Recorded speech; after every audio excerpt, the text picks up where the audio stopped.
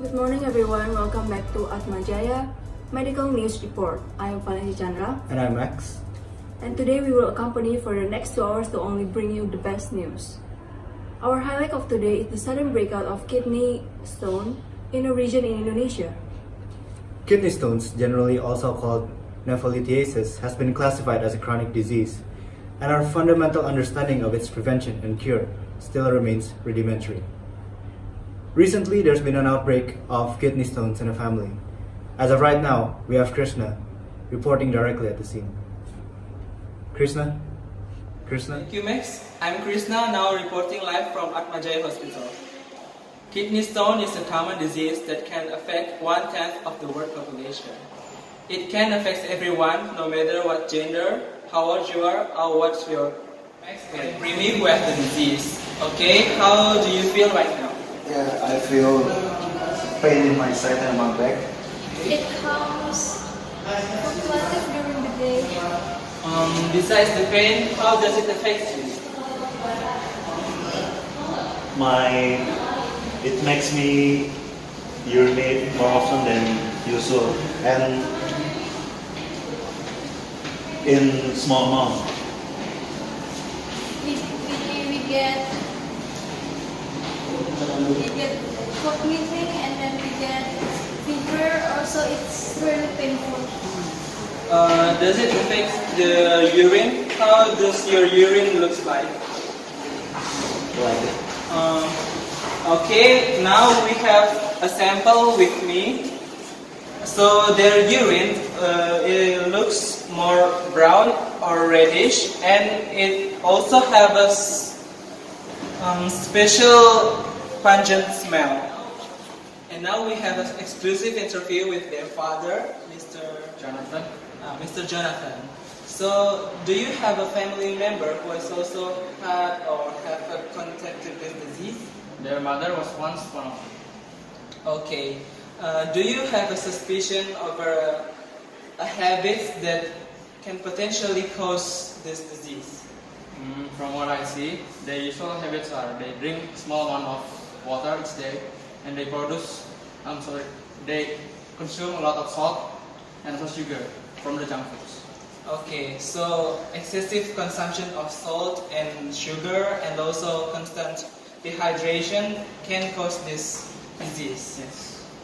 Okay, thank you for your time. Sure. And now back to the studio. Thank you, Krishna, for your live report. Now we will give you some information from a few experts. Hello everyone, so I'm Professor Annabella, My name is Professor Robi. and here we are going to talk about kidney stone. So what is kidney stone?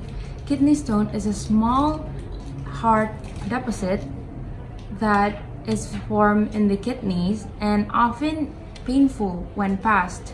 Well, as you can see in the illustration, the deposit or stone travels from the kidney down to the ureter and then to the urinary bladder, which later exit the body through the urethra along with the urine. Medically, it is also called urolithiasis or nephrolithiasis. Urolithiasis is calculus formation at any level in the urinary collecting system, but calculi most often arise in the kidney. Hello everyone, I'm Professor Marcel Victoria Kudi. Here I'll tell you about the composition of kidney stones. The composition of kidney stones is calcium stones 58%, strophyte stones 25%, cystine stones 9%, uric acid and urate 9%, and others 2%. That's all of the composition of kidney Hello stones. everyone, my name is Professor Sarah. I will explain about strophyte stones. Strophyte stones, also known as triple phosphate stones, are composed by calcium, magnesium, ammonium phosphate, and only form in infected urine by urea splitting bacteria such as Pseudomonas, Proteus, and etc. These stones can grow quickly and become quite large with few symptoms, and little warning. Treatment requires both removal of all stone material and effective antibiotic therapy. My name is Professor Radia. And I'm Professor Krishna. So we are here today to talk to you about calcium stones. Most kidney stones are calcium stones, usually in the form of calcium oxalate. Oxalate is naturally occurring substance found in food and is also made daily by your liver. Some fruits and vegetables, as well as nuts and chocolate, have high oxalate contents.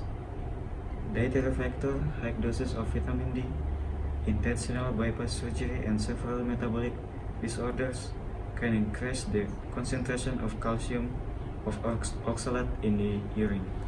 Okay, so the calcium stones may also occur in the form of calcium phosphate. This type of stone is more common in metabolic conditions such as renal tubular acidosis, and it may also be associated with certain migraine headache or with taking certain seizure medications such as topiramate and or Topamax. I am Professor Resinda Sadarevi. And I am Professor Juniati Priago. Now we will talk about uric acid stones. What are uric acid stones? Uric acid stones are one of your major types of kidney stones. Among men, the lifetime risk is about 90%, and in women, 9%. Usually, the first incident of kidney stones occurs after 30 years old.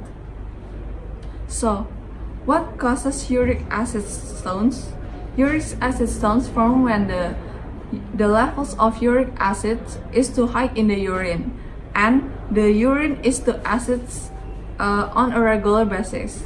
Uric acid stones can be formed too in people who don't drink enough fluids and in the people who eat a high protein diet.